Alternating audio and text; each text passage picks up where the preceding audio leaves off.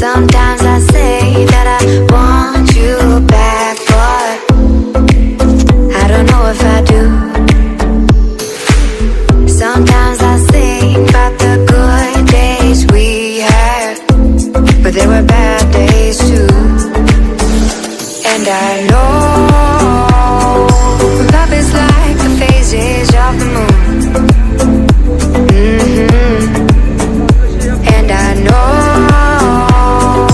you would say I gave up way too soon. Evet. Yılbaşı tatilini değerlendirelim. Nasıl gidiyor efendim günler? Onu soralım. Tatil nasıl gidiyor onu soralım. Ailece bir arada.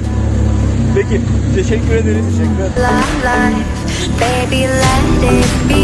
Enjoy the memory. Murat Bey merhabalar, nasılsınız? Merhaba. Efendim Boğaz turuna mı çıktınız? Güzel havanın keyfini çıkarıyorsunuz. Evet, Karan bebeği göremedik de araba 2 kişilik. Evet.